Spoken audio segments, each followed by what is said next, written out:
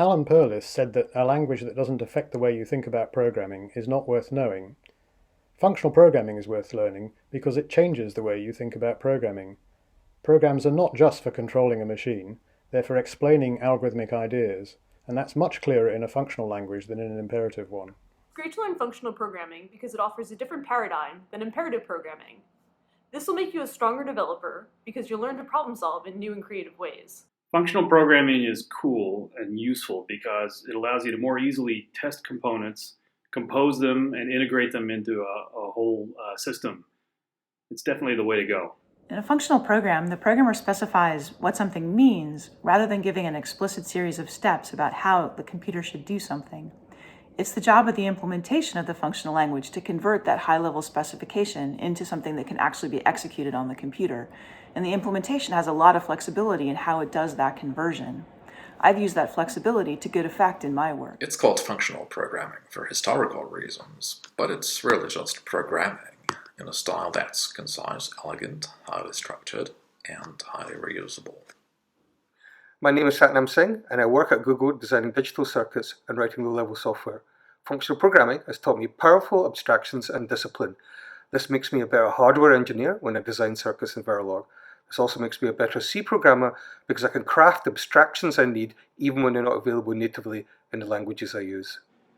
Functional programming is going to blow your mind, and it's going to give you a whole different way of thinking about programming in whatever language. But be careful. Once you get a taste of what life can be like, it can be hard to go back to the world of data races, seg faults, pointer twizzling, aliasing. Too much horribleness to think about. You're going to like it much better here. So enjoy the ride. Hello, this is Adam Chlipala from MIT, and I want to tell you about one of my favorite secret weapons of functional programming in the style of OCaml, which is the compiler, through type checking, can automatically detect inconsistencies between new code that you wrote and code that you or someone else wrote a long time ago. So OCaml is a great platform for rapid development of new products, which kind of goes against the common wisdom you'll usually hear today that you should be using a scripting language to experiment quickly with new features. We here at Jane Street are enormous beneficiaries of OCaml and functional programming more generally. It's not just that that's a tool that helps us get our work done, although it totally is, but it's also just a quality of life thing. The fact that we have a beautiful, elegant language in which to express our ideas and get our work done is enormously motivating. It's part of what makes it fun to come in the morning.